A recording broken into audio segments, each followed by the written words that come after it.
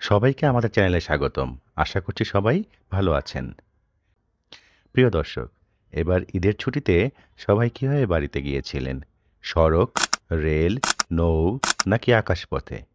হ্যাঁ দর্শক, আমরা যেমন এক স্থান থেকে অন্য স্থানে যাবার জন্য কোনো না কোনো পথ ব্যবহার করি, তেমনি বিদ্যুতের জন্য কোনো না কোনো মাধ্যম বা পথের প্রয়োজন হয়।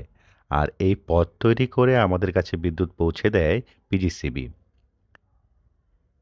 হ্যাঁ প্রিয় দর্শক, আজ আমরা power grid company of Bangladesh বা পিজিসিবির বিদ্যুতায়িত জগতে প্রবেশ করব। আসুন পিজিসিবির গল্পটি উন্মোচন করি এবং দেখি তারা কিভাবে পুরো দেশকে সংযুক্ত করে। তার আগে আপনি যদি এই চ্যানেলে নতুন হয়ে থাকেন তাহলে সাবস্ক্রাইব করে সঙ্গ থাকুন। প্রিয় দর্শক, এই চ্যানেলে আমরা বিদ্যুৎ, জ্বালানি এবং নতুন নতুন প্রযুক্তি নিয়ে আলোচনা করব। এরকম নতুন ভিডিও নোটিফিকেশন পেতে নোটিফিকেশন বাটনটি ক্লিক করে রাখুন।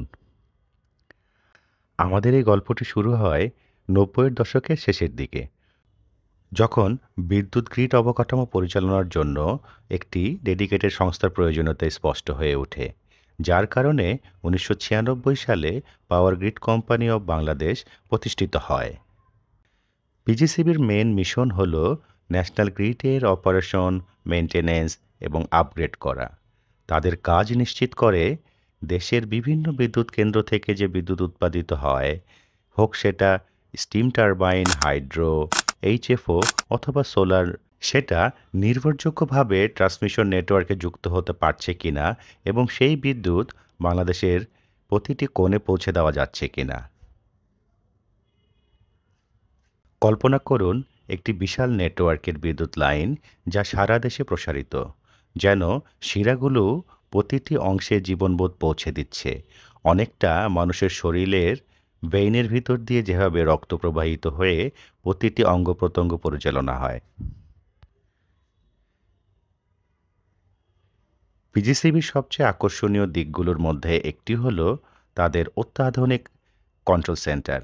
কন্ট্রোল রুমে বসে ইঞ্জিনিয়াররা ২৪ ঘন্টা লাইভ মনিটরিংয়ের মাধ্যমে নিশ্চিত করেন যে সব কিছু স্মুথলি অপারেট করছে। এই কন্ট্রোল সেন্টারগুলো থেকে পিজিসিবি লোড ডিস্ট্রিবিউশন করে, বিদ্যুৎ বিভ্রাট প্রতিরোধ করে, সম্পদের দক্ষ ব্যবহার নিশ্চিত করে। এটি বিদ্যুৎ নেটওয়ার্কের ব্রেইনের মতো। বছরের পর বছর পিজিসিবি গ্রিড নেটওয়ার্ক সম্প্রসারণ এবং শক্তিশালী করার জন্য অসংখ্য প্রজেক্ট হাতে নিয়েছে।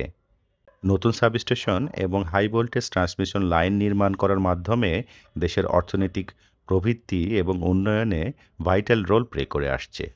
পিজিসিবির হেড অফিসটি ঢাকার আফতাবনগরে হলেও সারা দেশে ছড়িয়ে থাকা ১৫,৫৩১ সার্কিট কিলোমিটার ট্রান্সমিশন লাইন এবং ২২৫টি সাবস্টেশন পরিচালনার জন্য ৩,৩০০ জন দক্ষ ইঞ্জিনিয়ার রয়েছে, যারা সার্বক্ষণিকভাবে ৩৩,০০০ মেগাওয়াট ডিসপাস ক্যাপাসিটি নিশ্চিত করে থাকে।